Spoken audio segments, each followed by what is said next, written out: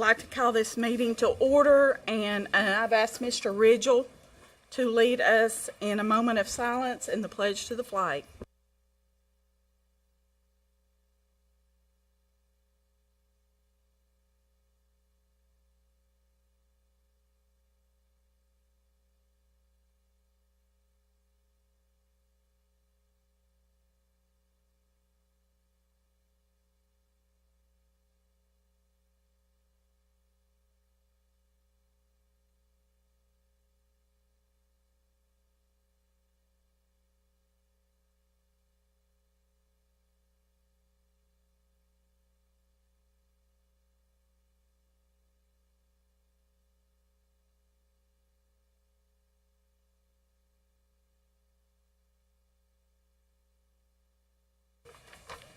Okay, 9-8-2, Declaration of Conflict.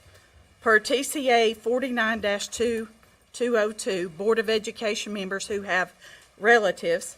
Per the statute, relative means spouse, parent, parent-in-law, child, son-in-law, daughter-in-law, grandparent, grandchild, brother, sister, uncle, aunt, nephew, niece, or any person who resides in the same household as you. Employed by the system to ask to raise your right hands to identify yourself. Do you certify that the votes that you make tonight will be in the best interest of the school system, regardless of the effect that your vote may have upon the employment of your relative or relatives? State, I do.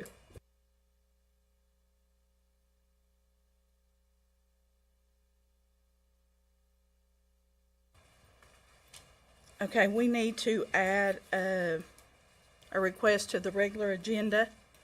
So I'm going to have it labeled as 9-8-2A, and that's Misty Neal. Is Misty here? If you want to step up to the podium. Welcome, Miss Neal. You will have 5 minutes to speak. Sandra will time the 5 minutes. I do ask the board members, but if they got any questions, to wait till after her 5 minutes. I said, but don't. I have it down. Okay. Just when you're ready, she'll start timing. Good afternoon. Thank you for letting me come tonight and speak. My name is Misty Neal. I'm here today to address the issue of the bus shortages. I do a lot of work with the community, with a lot of parents that are very concerned, grandparents, and kids who are very stressed right now over the issue. I thankfully live in the city where we do have a bus route for my teenager to go to Sequoia High School. But I'm here today to speak on behalf of the people who have asked me to that don't have service right now.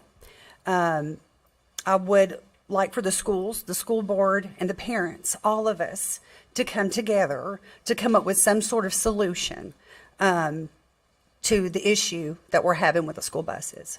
I know I've brought up carpooling. With that being said, I know that there are liability issues and things like that that, you know, should be discussed before we all get together and start carpooling. And like myself, I can carpool in the morning. I don't mind, not a bit. With that being said, my main concern that I'm hearing from a lot of people is they're getting points at work because they work at factories in Von Orr and Loudon, to where they have to wait in the long bus line, or not bus lines, but the long pickup lines. So they're getting points, and at this point, some of them are on the verge of losing their jobs. And with that being said, if they're losing their jobs, then that's going to create a bigger problem for Monroe County. I am willing to help in any way that I can, you know, to come up with a solution with parents, grandparents, the board here. I intend to make a Facebook page just dedicated simply to trying to figure the situation out. Anybody is welcome to join the page to get together to discuss what we all can do, because this is a very tight-knit, not just community, but a tight-knit county. And I'm originally from Chattanooga, and we moved here because it's such a tight-knit community. You know, everybody kind of knows everybody, and we're all in this together. But with that being said, that's the only thing that I really wanted to address this evening. I did speak with Lisa Arden today, and she said that Steve McSpadden actually has a person who is going to be training for Rafter, and that there are positions that are open. With the job that I do, I market a lot. I actually work for Cash Express, so you've probably got our pins and Post-its everywhere. But I don't think enough people know that all of these positions are available. I haven't seen anything as far as being online or have heard anything about, these positions are available. And she said that there is training that they will provide for the people who want to be bus drivers. So at this point, I'm willing to do anything. And I know that the parents that are concerned, we're all ready and willing to do what it takes to get our kids to and from school, hopefully to help each other and, not lose these jobs and help people get the bus routes filled, get these bus drivers back in here and do what we need to do for our community. That's all I've got. Thank you very much. Thank you, Ms. Neal. Madam Chairman, as Chairman of Transportation Committee, we've got the contract situation is under control, right, Lisa? Majority of our contractors have signed the contract, and we're going to make them happy. The problem now is they can't get the contractors cannot hire the drivers. Is Steve, has he certified anybody yet? I know I'm not through with you in 2 weeks.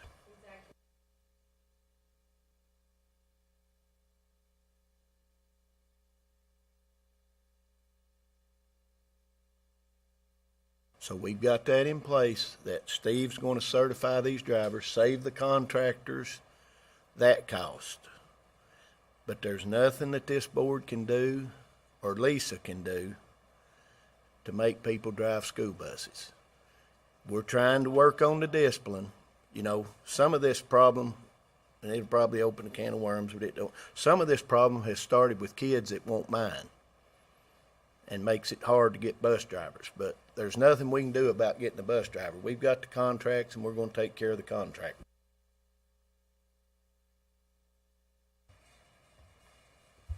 I do know that Steve is certified to start training and getting the word out there. If there are people out there that want to be bus drivers, that's our key problem. I tell everybody all the time when they want a job, I say, hey, you want to be a bus driver. But that is something, and we do have it on our website for bus drivers.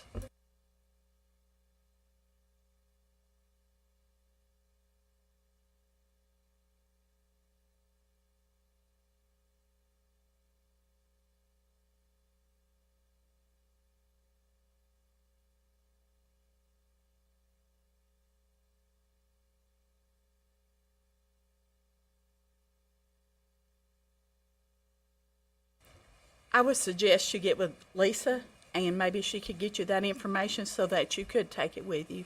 And we do appreciate the concerns, and we are working hard to get this situation taken care of. So thank you.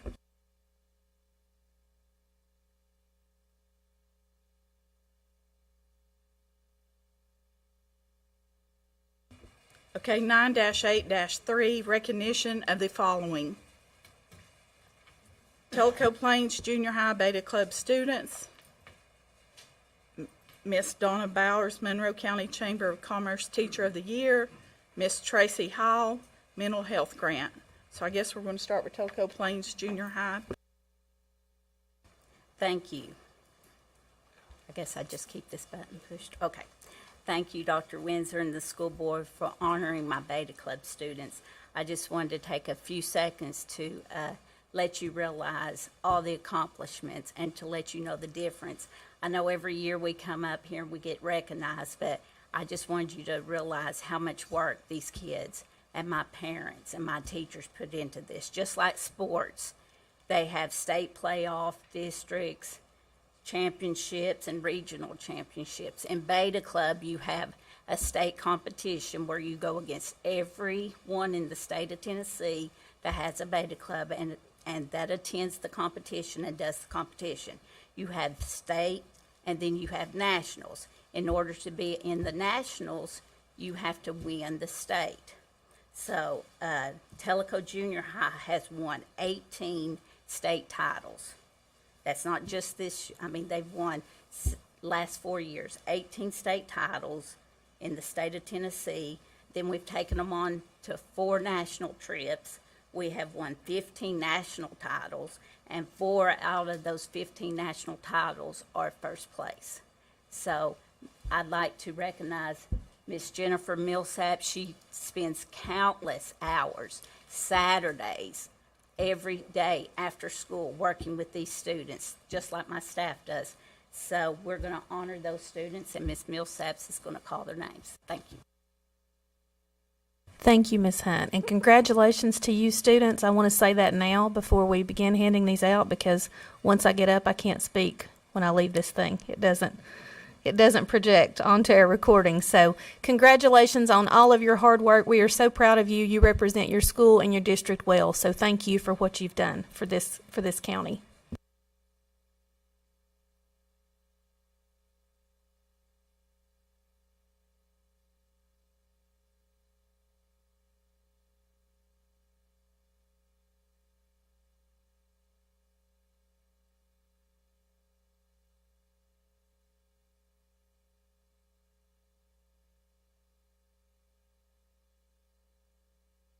First of all, I want to apologize. A lot of our students aren't here. They're at ball games. They have softball, baseball, or softball, football, and volleyball tonight. The first ones that we want to recognize are students who attended the state convention last November and competed in our competitions. And those students are Malachi DeCandio, Joey Croft, Christian Talent, Tatum Yates, Oliver Frogner, Peyton Dalton,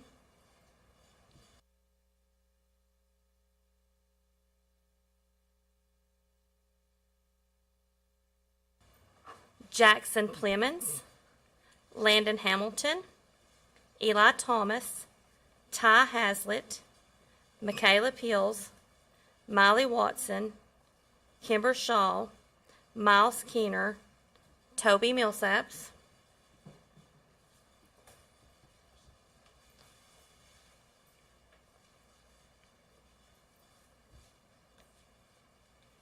Kenzie Harris,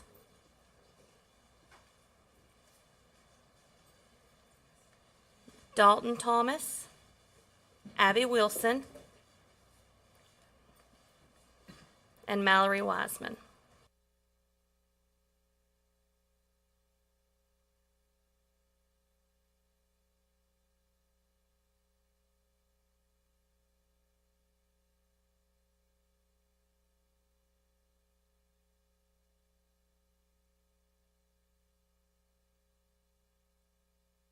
The next awards are students who won at the state competition.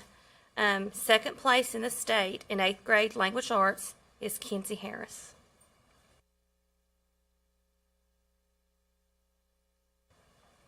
Fifth place in the state in 6th grade language arts was Tatum Yates. Fifth place in the state in robotics was Christian Talent, Peyton Dalton,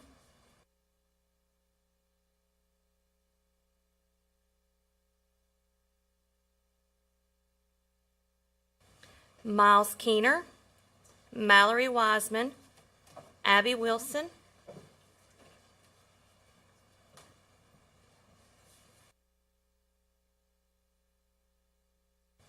and Toby Millsaps.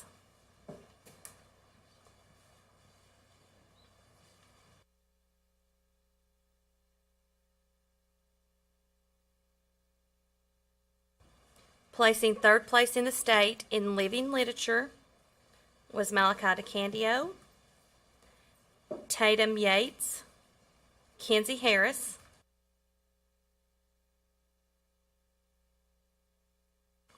Miley Watson, and Landon Hamilton. We had a group at the state level that placed in the top 8 in Quiz Bowl, and those students were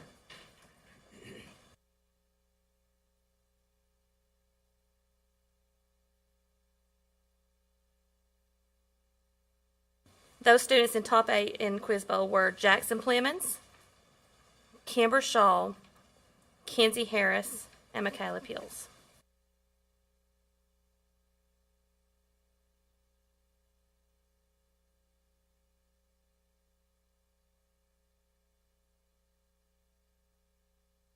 Okay, next we have students who participated at the national level, and this was this summer in Nashville. It's actually Nashville this summer.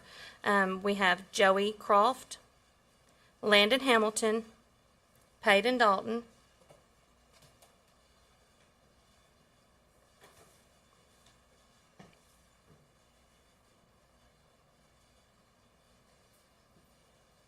Toby Millsaps,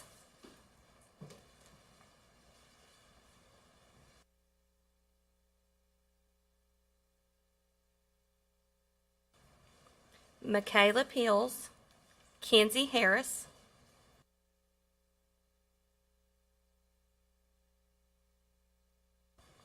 Tatum Yates, Miley Watson, Jackson Plemons, Lily Ware, Miles Keener, Christian Talent, Oliver Frogner, and Mallory Wiseman.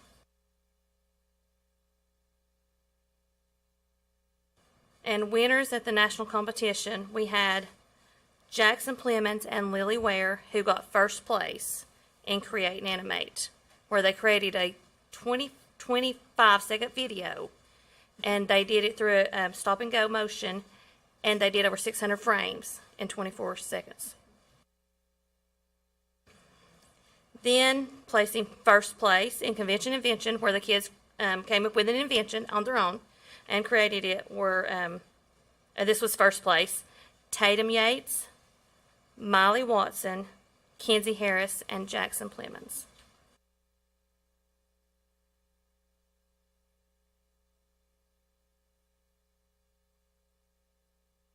And then fifth place in robotics at the national level were Miles Keener, Oliver Frogner, Christian Talent, Peyton Dalton,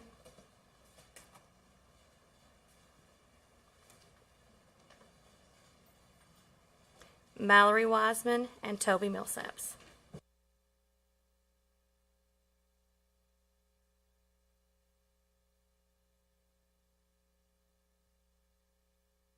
Thank you.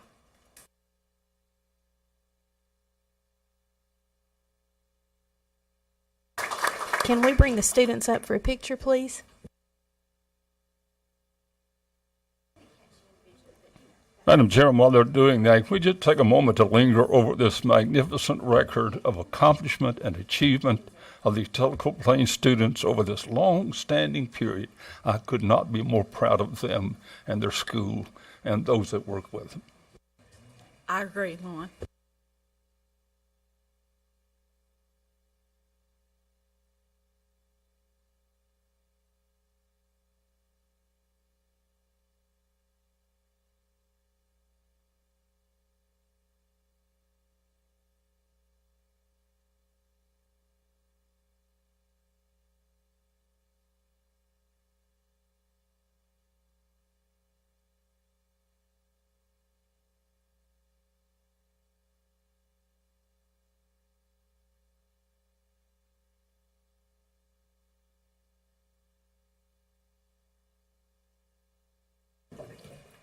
Okay, Miss Donna Bowers.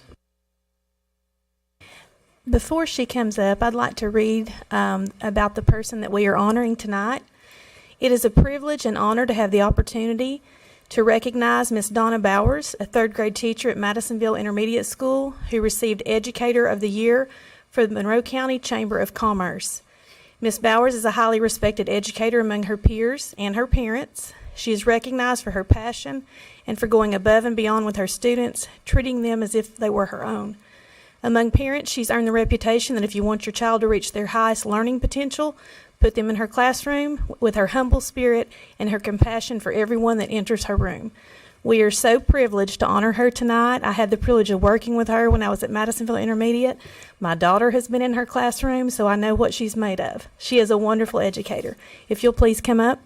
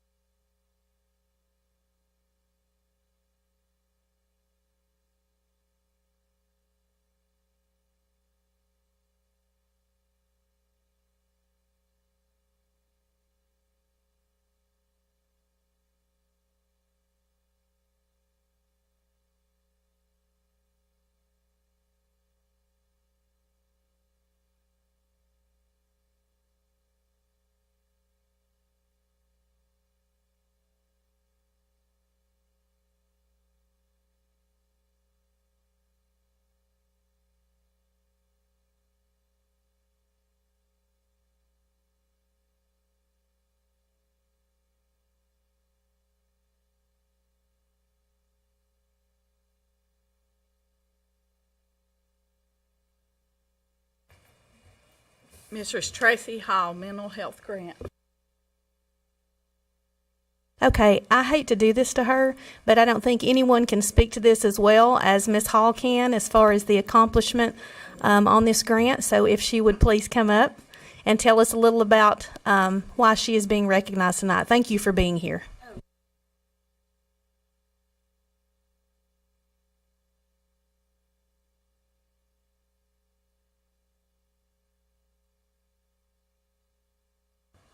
This grant came across my desk back in the spring, and my thoughts were, you know, if we don't write for it, we won't get it, and if we do write for it, we've got a 50-50 chance.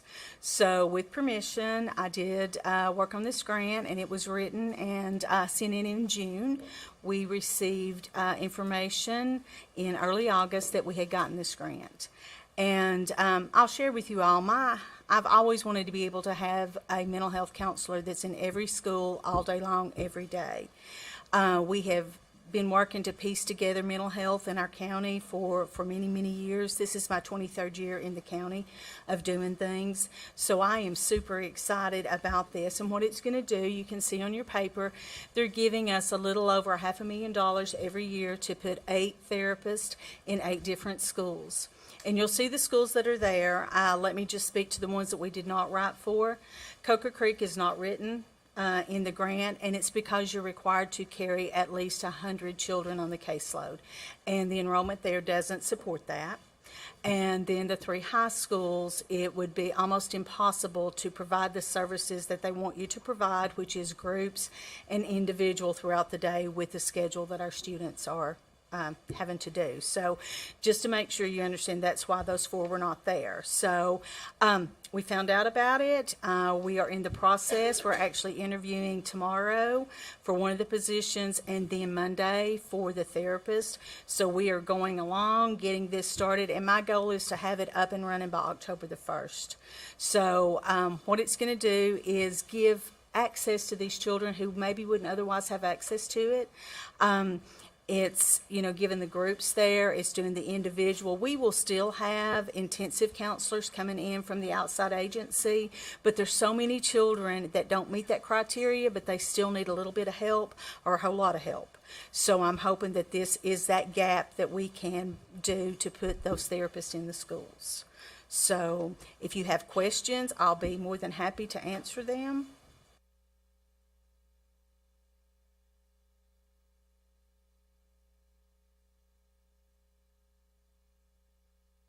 Yes, it is a huge grant. Thank you. Thank you. It is. It's $3.8 million over 5 years, and I forgot to mention that. I think it's $577,000 every year for 5 years. And that will pay for the 8 therapists and a coordinator and an assistant. So, thank you. Great. Thank you. Thank you for your hard work on this.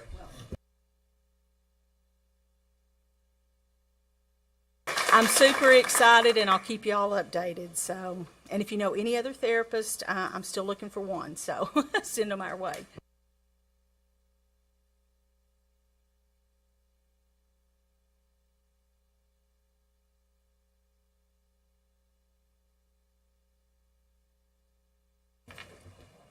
Nine eight 4 approval of the consent and regular agenda.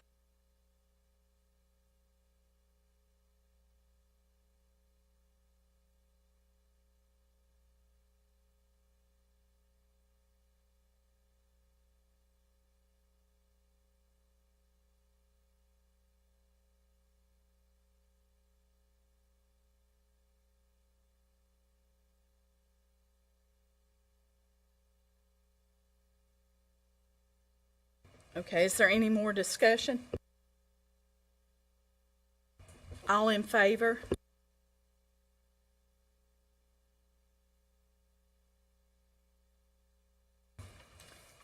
Nine eight 5 approval of September budget amendments. Gail, is there any big ones?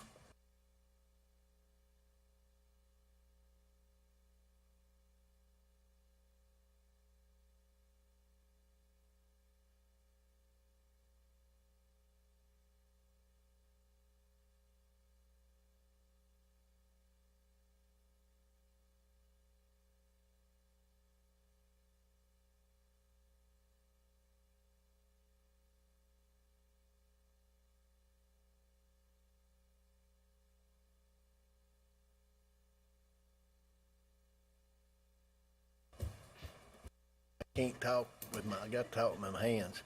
On this, I guess it's the budget item, 141. It says bleachers and stuff, 72,000. Have we got all these bleachers installed, or are we still ordering them, or what's the deal on that? That may be Philip or Gail, either one. I think that'd be Philip. What's this 141?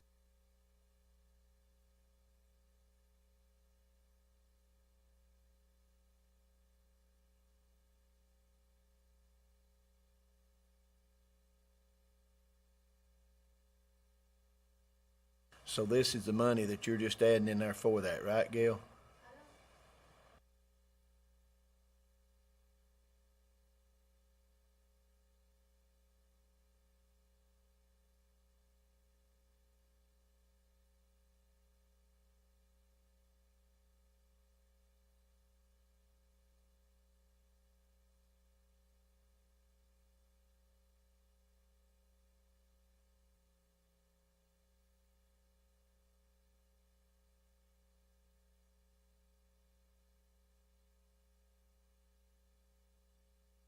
It's part of the insurance claim.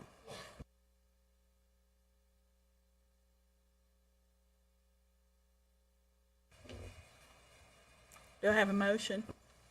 Make a motion, we approve the September budget amendments. Any more discussion? All in favor?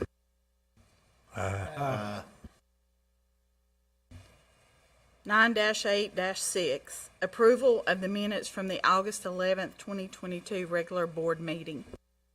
So moved. Second. All in favor? Aye. Okay, new business, 9-8 7. Approval of the following special education contracts for the 2022-2023 school year. Smith Bus Lines, Inc. for transportation services to and from Tennessee School for the Deaf. Number 2, Douglas Cherokee Head Start, providing services to preschoolers with disabilities. So moved.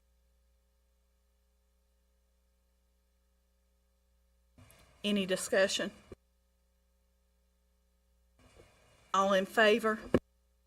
Aye. Nine eight 8 approval of the 2022-2023 Tennessee Together Students Survey.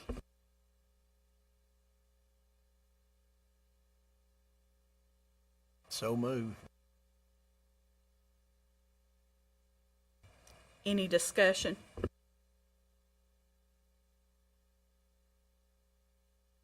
All in favor? Did everything look good on this? I saw it. There were a few new things, but I think they wouldn't have seen it if it wasn't something that they didn't want us to. It's just two or three new things I think were added to it. Right, Ms. Gray?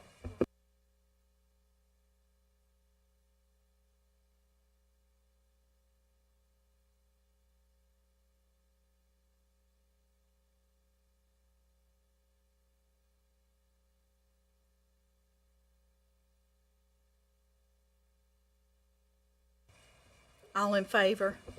Nah.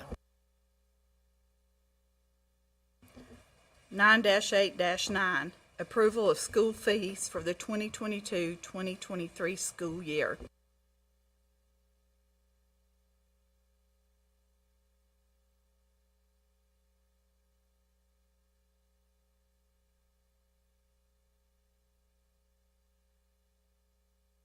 We did discuss that, but that was not actually added into the budget. Madam Chairman, or Director, can we make sure that we have those figures when we start on the budget next year? And Yes, we can.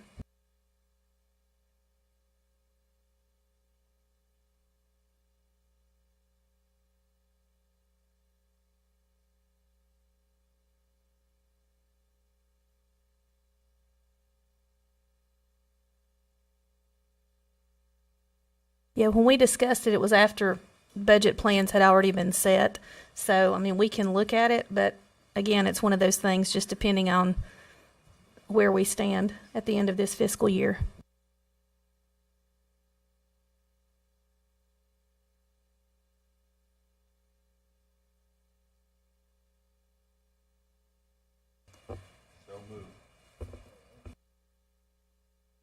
Second.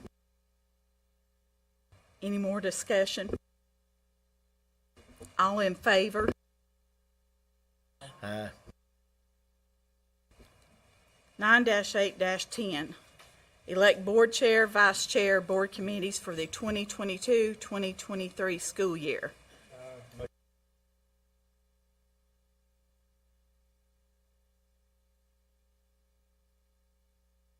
Second.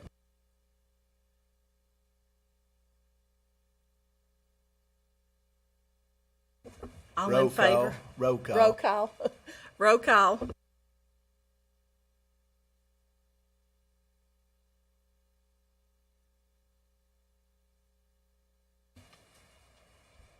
Okay, Mr. Richard Bettis.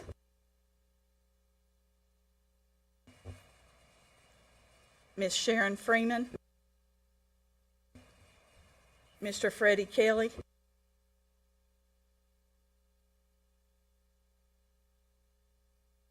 Mr. John Ridgel. Yes.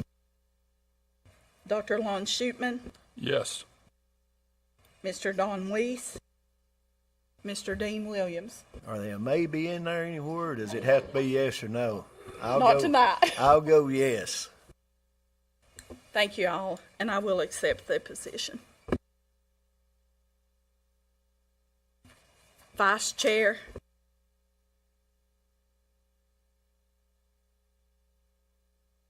Second. You want roll call vote on that too?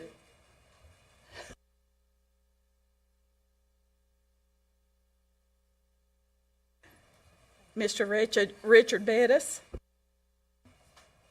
Joe Cagle, yes. Miss Sharon Freeman. Yes. Mr. Freddie Kelly. Yes. Mr. John Ridgel. Yes. Dr. Lon Shootman. Yes. Mr. Dean Williams. Yes.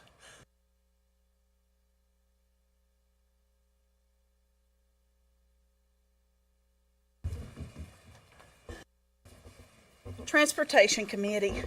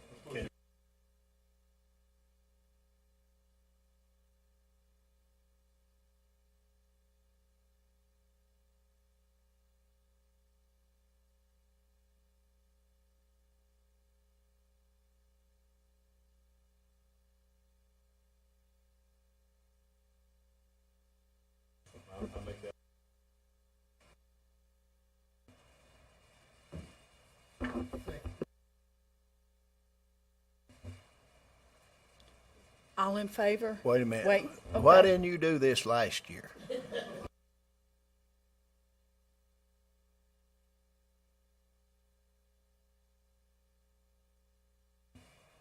Did you think you were getting out of it this year?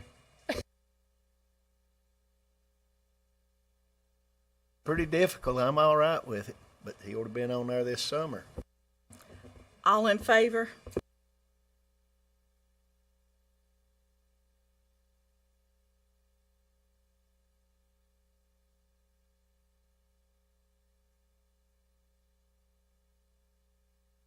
No. Policy Committee.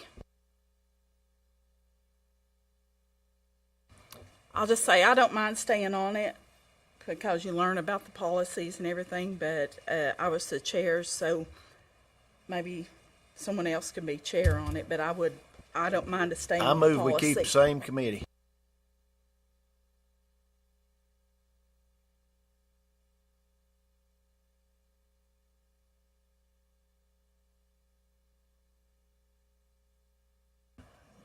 Use the same committee, and I sure don't want to be on it. So that'll be myself, Lon, Don, and Mark Ingram. Oh, Mark was the chair. Mr. Bettis, would you like to be on that committee? We meet before board meetings and we go over any new policies, and we always go by the state policy. TSBA sends us recommendations to our policy. Sure, that's good.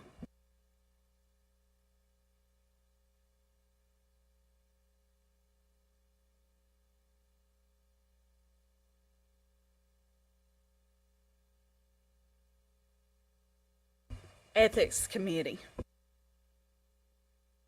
We added. Yeah, I guess I do. Yes. I'll withdraw my motion and make it in the form of the policy committee will be of Joe Cagle, Lon Shootman, Don Weiss. You're gonna leave Mark Ingram on there, right? And that we add Richard Bettis. Do I have a second? All in favor?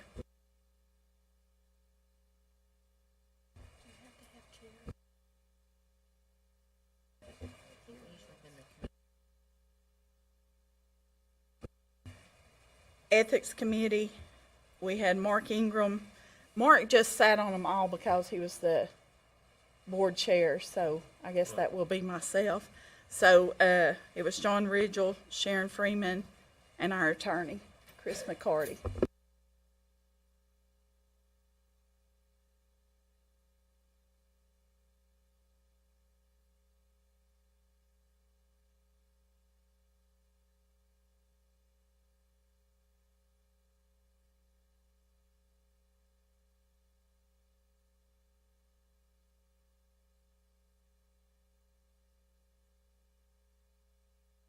Yes, you're Madam. right, and I think we're just approving he's brought in, that's who we'll bring in as our attorney.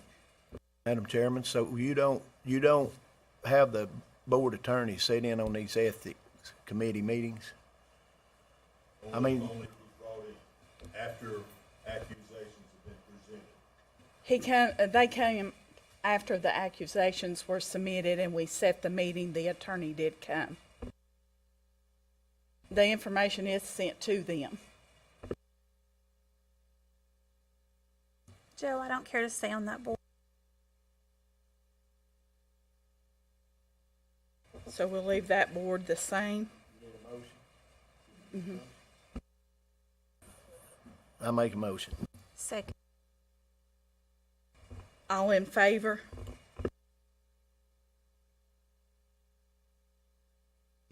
and parliamentary, how do you pronounce that for you? Parliamentarian. Yes, I think Lon done a great job. So if he doesn't moved. mind. All in favor?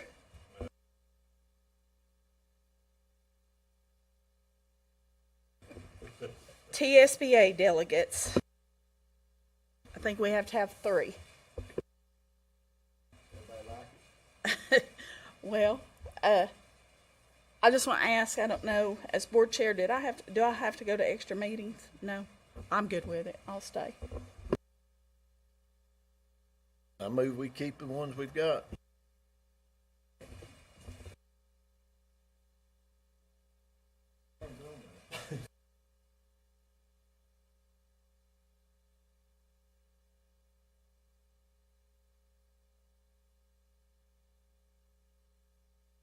I've got a motion to keep it. Do I have a second? All in favor?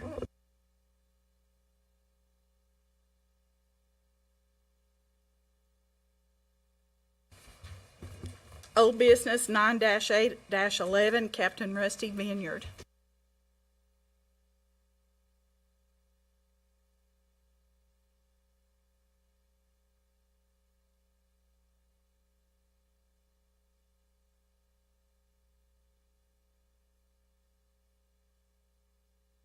How are y'all? So, I guess this is an update on some things. I know you probably got some questions. Basically, when was that? July we spoke, I think.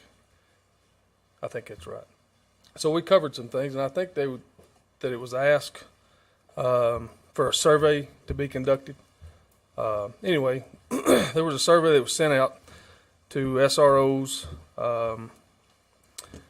principals, I think assistant principals, on the metal detectors. If they thought that basically that we needed metal detectors in the schools. Now, wasn't the total cost on these metal detectors when we're talking about $140,000?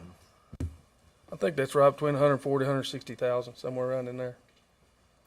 So the question was asked, in your opinion, would Monroe County schools benefit from having metal detectors installed at each school? So there's 73.3% that said no. Of course, 23.3% said yes.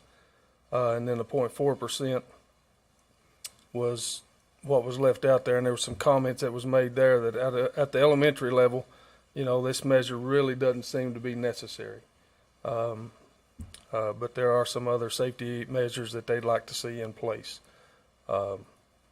So there was also a lot of pros. Well, not a lot of pros, but they were asked what the pros would be and what the cons would be.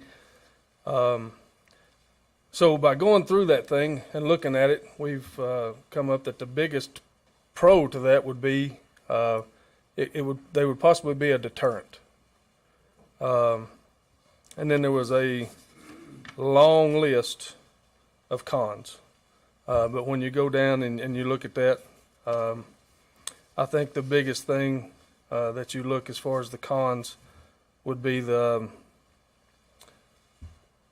manpower that it would take to man these things. Some of the things that they've written, you know, basically is that they don't have the staffing. Having to staff them, the flow entering the school would be slowed considerably. You know, each location would require at least 2 people. One person even made the comment, people with weapons would look for other ways to go into the building, which is true.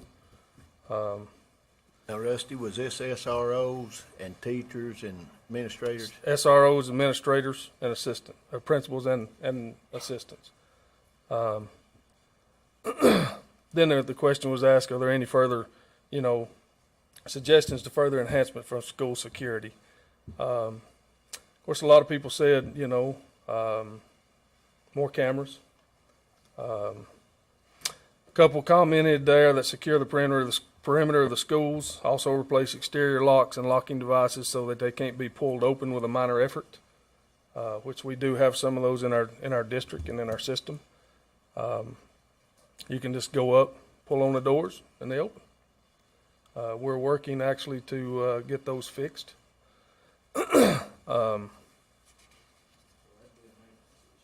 It is.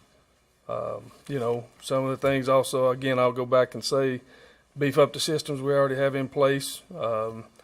One stated heavy-duty locking mechanisms, you know, fix some of the security problems that we've already have instead of waiting, you know, a time period to get it fixed. Stricter policies on people entering the buildings. You know, just stuff of that nature is what was put down on this survey. But I think the biggest majority looked at it as, you know, I think they weren't really needed. And with that being said, this book that I carried up here, this folder, in that book there's 647 what they consider school shootings in the United States. And you can type this up. I keep this book updated pretty regularly. But 647 what they consider, the FBI considers school shootings. And all you have to do is punch in list of school shootings in the United States, and it'll bring it up. You can see everything that I've got in this book.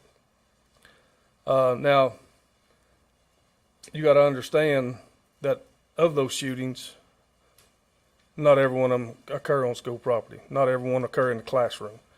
That could be a drive-by shooting as far as gangs go, in the parking lot or just out in front of the school.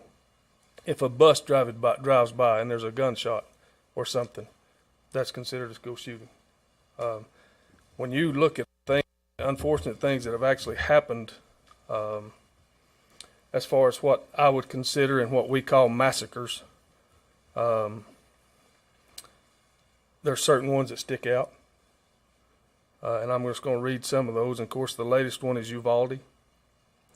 And you got Santa Fe, Texas, Parkland, Florida, Marshall County, Kentucky, Sandy Hook, Red Lake, Minnesota, which was an Indian reservation, Columbine High School, Jonesboro, Arkansas, and then Springfield, Oregon. Out of those that I just listed, there's been 113 lives lost. 129 were injured. This is something that we deal with in every school in America. You go back and you can look at the report on every one of these. They all have a report. There's videos on some of these things. It's something that I think that we as a nation, and especially we as Monroe County, have got to take serious. And I'll tell you real quick that I do take it serious, okay? As well as I know y'all do. But there's some things that we can do to help deter or prevent. Understand, and I know this is live, but understand, if somebody has a plan to do something, we're not going to stop it unless we know about it beforehand. Mr.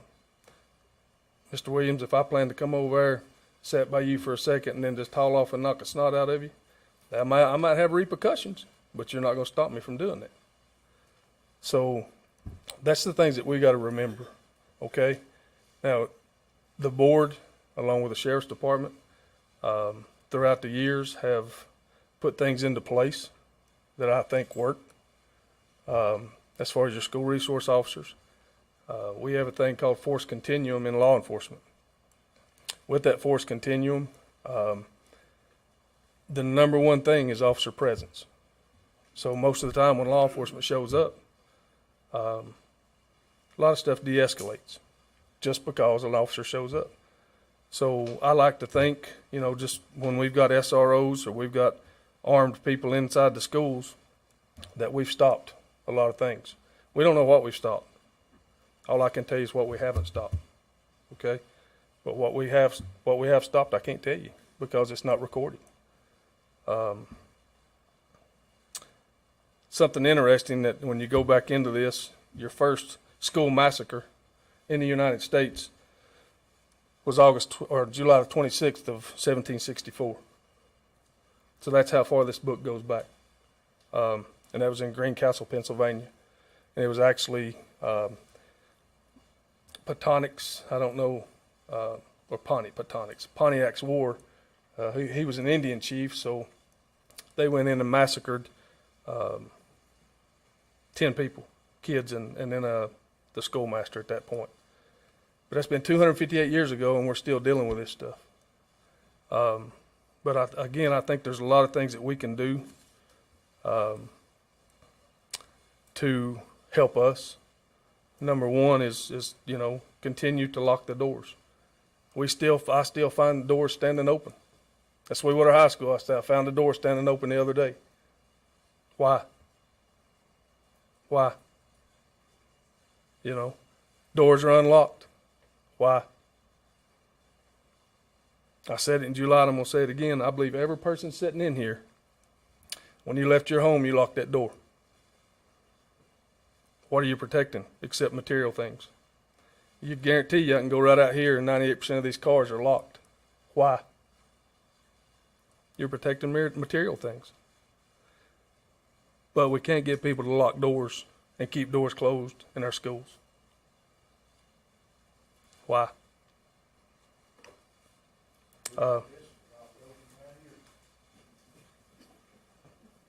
There's a study also I want you to look up. And again, I'm not going to cover everything, but there's a study that was conducted by Alfred University. And I am going to read some of those things if I can find that piece of paper.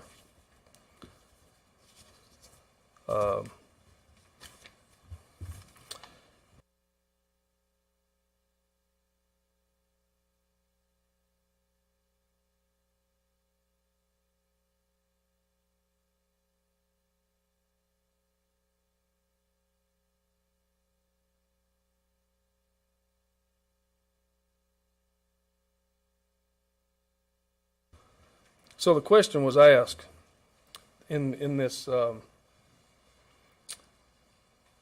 study. The question was asked that if a student heard someone talking about shooting someone at the school, would they tell an adult? 54% of the students said yes. That's a little alarming to me, but only 54% said yes.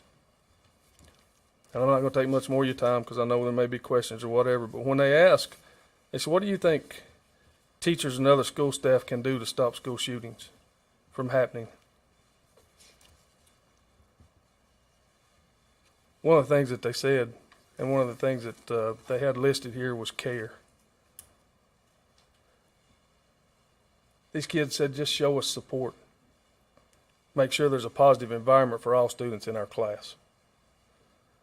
At least pretend to give a crap about us and where our lives are going instead of, oh, hurry up, we just need to get through this work before the end of the year. Students that show, they want to show the students love and care, let them know that they can talk to them whenever they feel the need. And it goes on and on, stuff like that. Then there's some that said nothing, you can't do nothing. But anyway, I said all that to say this. Basically, our SROs are monitoring the hallways. They monitor the exterior of the building, parking lots. They monitor the entrances and exits. But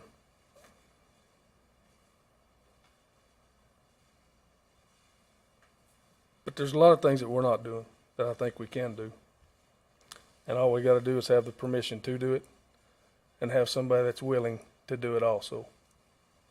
Do y'all have any questions?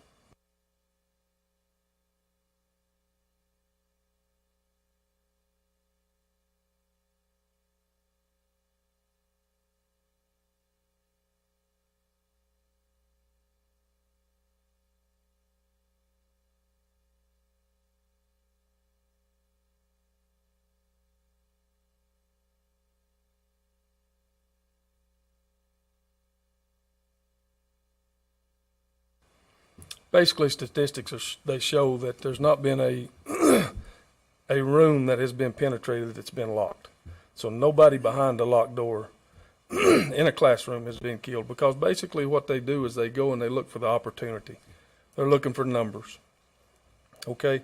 Now that's not to say that they've not shot down open, they've not shot glass out and entered into a school. But once they get inside, it's been proven that behind the locked door, there's not been anybody killed.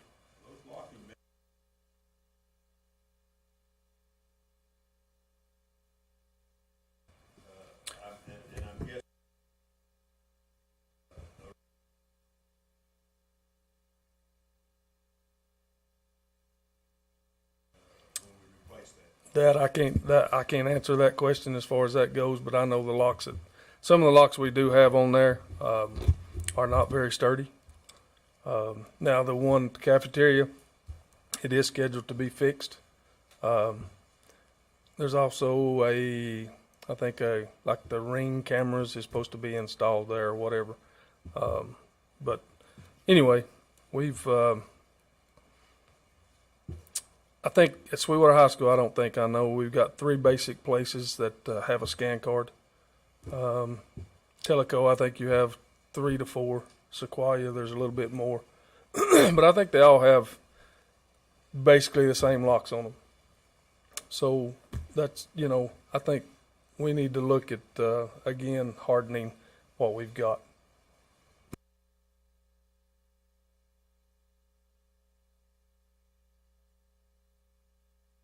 Should we wait a month on?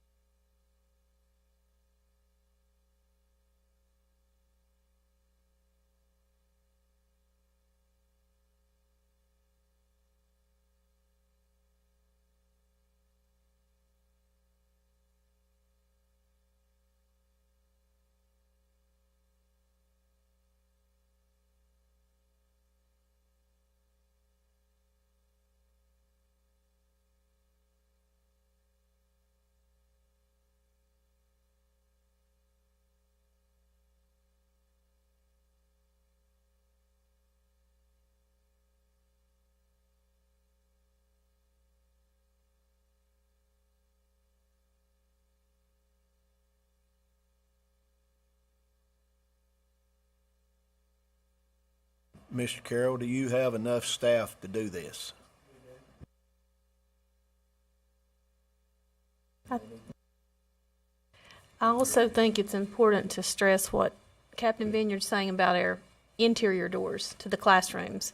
That is an additional security that obviously does prove that it does enhance safety. If you do gain access to the building, locked classrooms, as Rusty said, if you can't gain access to those, that's where the students are in most situations if it's during class times. Something about the fire marshal in there too, which I would have to ignore, about air getting into the rooms and standing out in the hallway, which I know teachers, explain that to us. So basically, they say that we can't have door stops and stuff of that nature. And so what I tell the people is, they talk about, well, they can't get their door locked. Well, you can always lock your door and keep it locked. So in between classes, prop your door open is what I tell them. Let the kids go in. When class begins, kick that door stop. Make sure the door's closed. It's automatically locked. They don't like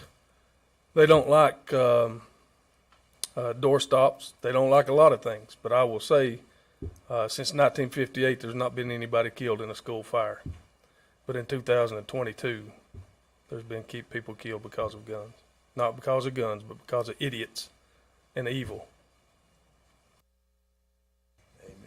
Randy, I requested that you update the board about where we were. Thank you so much for that. Thank you for all the work that you do, your SRO officers do.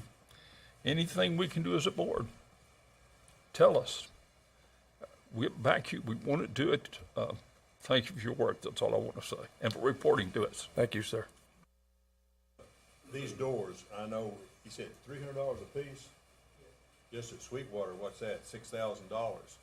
No, you've only got 3 doors, Coach, with scan cards. You're going to have 4. What do we do first, the key doors? Is that Yeah, what you're saying? that's the ones that we're looking at. The other doors are pretty good because they're what I would call a hard lock. So how many is that across the county, Philip, those scan keys? We've got 3 at each school, so that's just the average, 3 times 12, 36 times 3.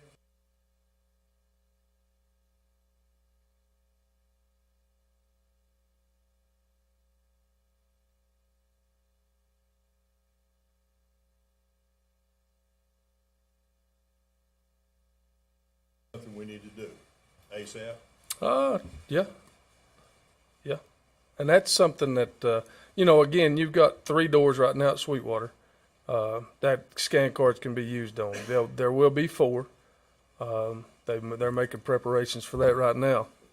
Telco, you've got one at the very back going into the gym. You've got one between coming out of the cafeteria going into the main building. You got the main building, plus you've got one over on the I don't know what wing that's called, probably the freshman wing, I don't know. So you've probably got 4, maybe 5 at Telco.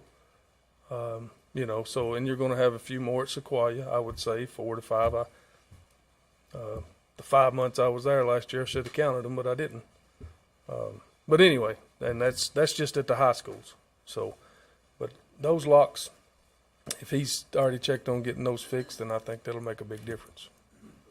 And those locks be changed as soon as possible. I do, yeah. Yeah, because again, I've got some videos I can show you to where they're just jerked open. It says that you can handle that, those 20 or 30 locks. Down to dollars and cents, where's that come from? Out of your budget?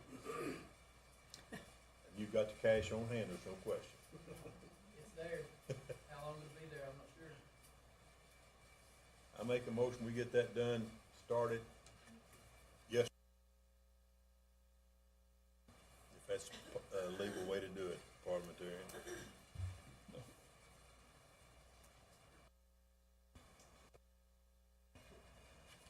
Second.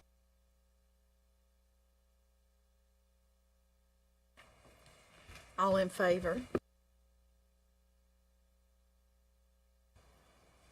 And might I add, I do appreciate, and my guys, as far as the SROs, we appreciate the backing that we do get from y'all, and from central office, and from Dr. Windsor. I'll have to say she's, anytime I call her with anything, it gets handled. So, most of the time when I go talk to principals, Sweetwater High School, I got no problems. I'll tell you that. I got no problems at Sweetwater High School. Of course, all I do is make suggestions, and those suggestions are carried through most of the time. Okay? If you have any more questions? Thank y'all. Thank you.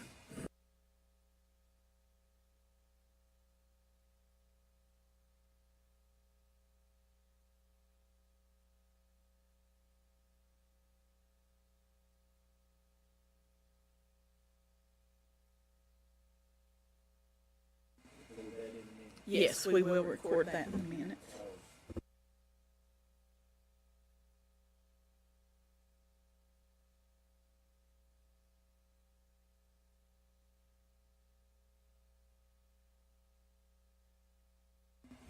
Okay, 9-8-12, Director of Schools report.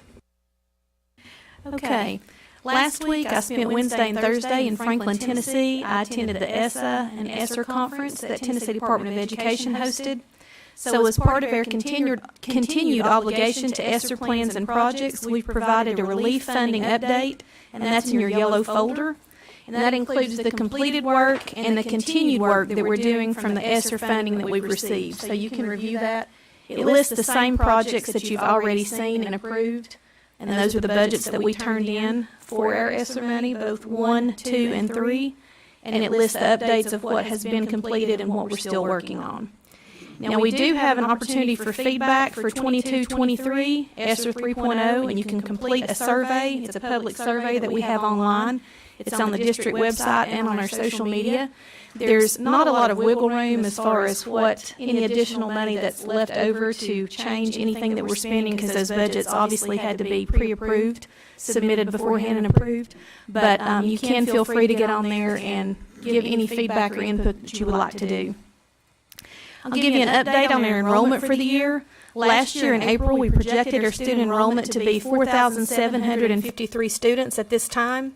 This year, as of today's date, I'm happy to say that we're sitting at 4,827 students, and that's an increase of 74 students over those original projections. I did not think that we would be reporting that at this time when we looked at it last year, so I'm thrilled to see that increase.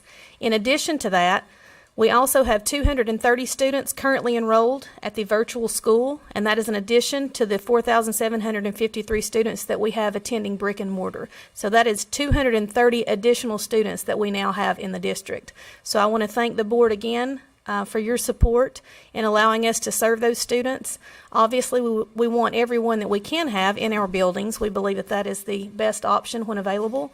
But if we do have students that are going to pursue a virtual education, then obviously we would like to have the opportunity to serve our students ourselves. So thank you for allowing us the opportunity to make that available. I had the pleasure of attending a Medal of Honor ceremony at Sweetwater High School yesterday. It was an absolutely wonderful ceremony. I enjoyed everything about it. The students and staff had put in so much time and effort. I can't even imagine to make it what it was. It'll definitely be something to remember for everyone that attended. And I would like to thank the Sweetwater High School faculty, staff, and students for representing Monroe County so well. Lots of great things going on in all of our schools, so I encourage all of you, if you have the opportunity to get out and visit our schools, when you have that chance, please do so. So many great things going on in the classrooms. It's refreshing to see students back in our buildings. We forget sometimes, I don't know how, I didn't think we would ever forget, but you get into the hustle and bustle and you forget what it was like when those hallways were empty. So we're just thrilled to have all of our people back in the buildings. So visit when you can, if you have the opportunity.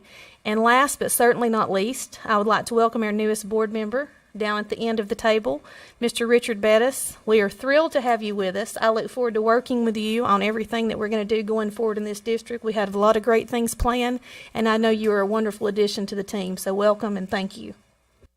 Thank you.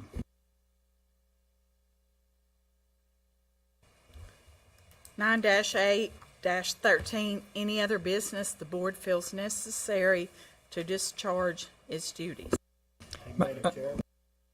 Hold on. Madam, I want to do one simple thing before we get to his. Am I still chairman of the Transportation Committee till we have a meeting? Yes. Okay, I don't know what I talked. I'd like to set up, we need to start having a transportation meeting at least once every quarter, and I'd like to do one on Wednesday in about 2 weeks. That way, some of the concerns with the contractors and the Transportation Committee, to where we can go over, because there's questions about doubling up and, does anybody have a problem with that? No, do you want Sandra to just schedule something, send it out, or send a couple of dates? We usually do it on a Wednesday afternoon around 5 o'clock, don't we, Lisa? Gives the contractors time to get there, 5.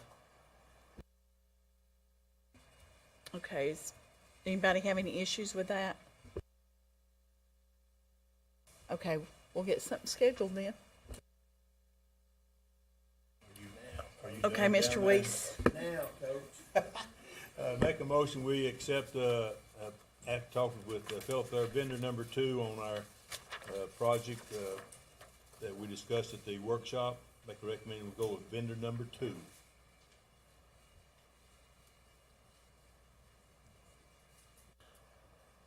I make a second. I'm going to discuss this 1 minute. Any discussion? I was the main opponent of this at the last meeting with Trent. Like I told you in the workshop, a wise man will change his mind, a fool won't. This new proposal we've got, the vendor number 2 that he's talking about, it cost us no money. can't do nothing but help us. So that's why I second the motion and the reason I changed my position.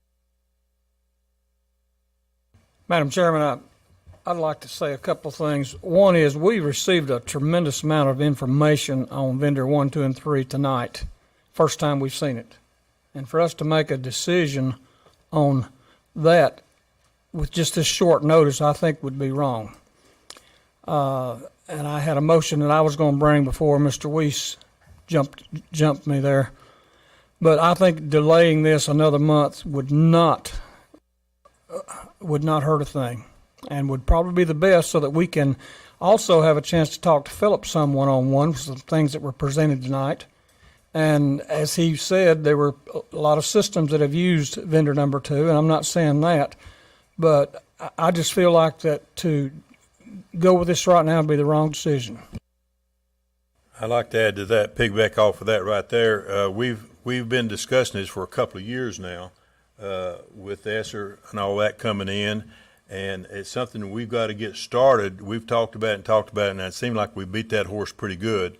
I still have my motion to move forward with this, and we have a motion. If I can correct that, I don't think I saw the option number 2 and 3 till tonight. So we've not been discussing option 2 and 3 for years.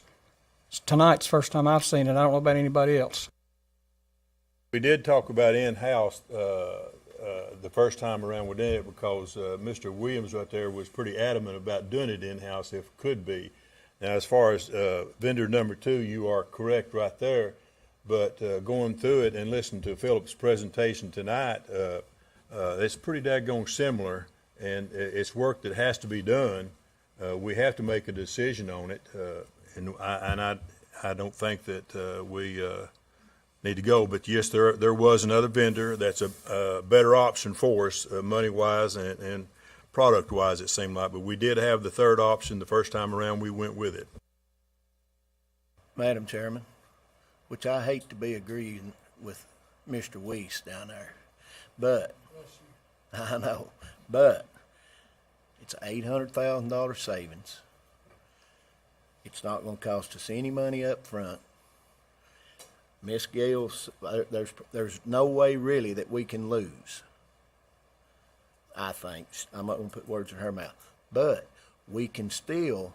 It does not do anything about this preventive maintenance deal that we've got coming up in October. We still, even if we go with this, we can still look at, getting more money for our maintenance and doing a lot of stuff in-house that's maintenance. This here's. So we're saying option number 2, so there's no upfront money, and they just give us their survey, and we don't have to go with them if we don't want to, or if we vote tonight, we are going with them.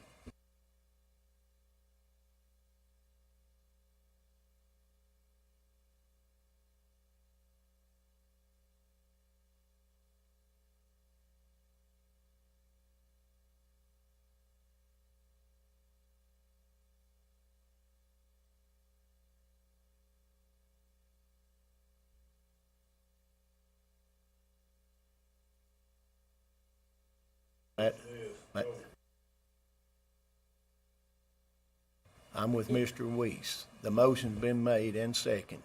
We either do 2. If it doesn't pass, we do something different. Well, the question is not if the motion's been made and seconded. The question is, should we proceed with this? I understand what Mr. Ridgell's saying here. We've been introduced to a company tonight we know nothing about. And I certainly think we'd be well served to eliminate train and concentrate on the company, other company, but we need to have, I think, information about this company, about the references. I think that's part of our fiduciary responsibility. Could this company come in like Train did and speak to us? Golly bum, how much longer are we going to deal with this? You told us in that workshop, Philip, that you've worked with Train and you've worked with vendor number 2. You've worked with both of them. you're happy with both of them. We're saving $800,000 going with the number 2. So what we need to do tonight, you've got the motion and the second. If you don't feel comfortable voting for it, you need to vote no. And then if we're not going to do it, we're going to do something different. But we don't need to be, he needs to be fixing locks and taking care of our buildings instead of us just kicking the can down the road. I call for the question. So we do roll call vote. There has to be a second to Don's motion.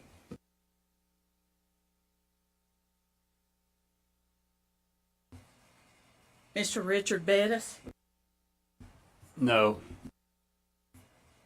Joe Cagle, no. Miss Sharon Freeman, No. Mr. Freddie Kelly, Mr. John Ridgel, No. Dr. Lon Shootman, No. Mr. Don Weiss, Yes. Mr. Dean Williams. I've tried every way. I voted no, and I voted everything in the world. I'm going to vote yes. So now then, you have voted it down. Tell us what. I'll be glad to tell you. Tell me right now, because I'm not wasting no more time on it. Madam Chairman, I'd like to make a motion that we eliminate vendor number 1 and that we table vendor number 2 and 3 until next meeting and make a decision at that point. Second. Any discussion? Roll call vote. Mr. Richard Bettis, Joe Cagle, yes. Miss Sharon Freeman, Yes. Mr. Freddie Kelly, Mr. John Ridgel, Yes. Dr. Lon Shootman, Mr. Don Weiss, Mr. Dean Williams.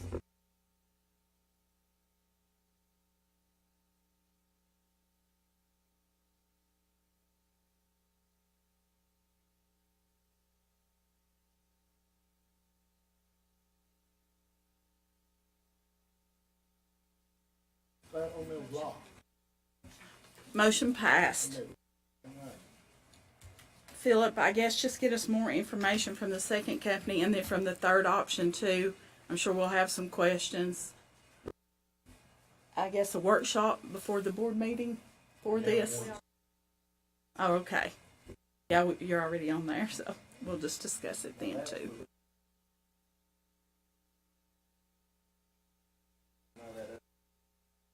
Okay. October workshop. Okay, so we probably need to add a workshop or come in a little earlier.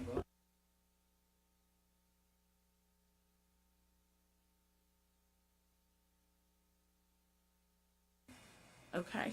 Right? Am I right? Well, yeah, you're right. That's what we have the workshop for. So do we want to do a different date or do we want to come in earlier that day? I make a motion.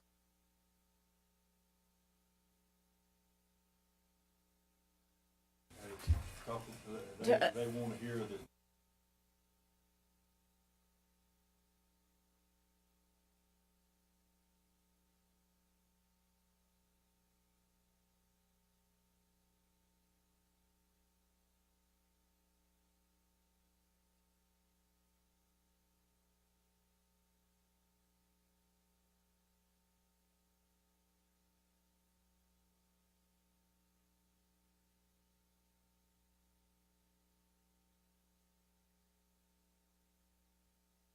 Yes, I think Philip will get us the information out, and then if we have any questions, we can contact him prior to the workshop.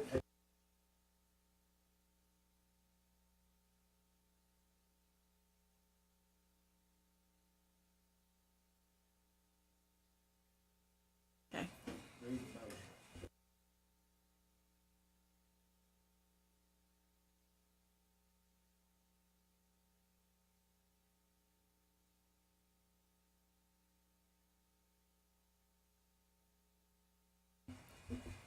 All in favor? Any opposed? Motion passed.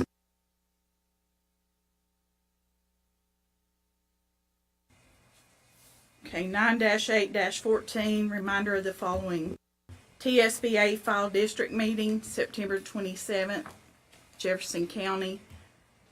TSBA Leadership and Annual Convention, November the 10th through the 13th in Nashville. October Board Meeting will be October 20th due to fall break. October Workshop, Preventative Maintenance and Facilities, will start at 5:30.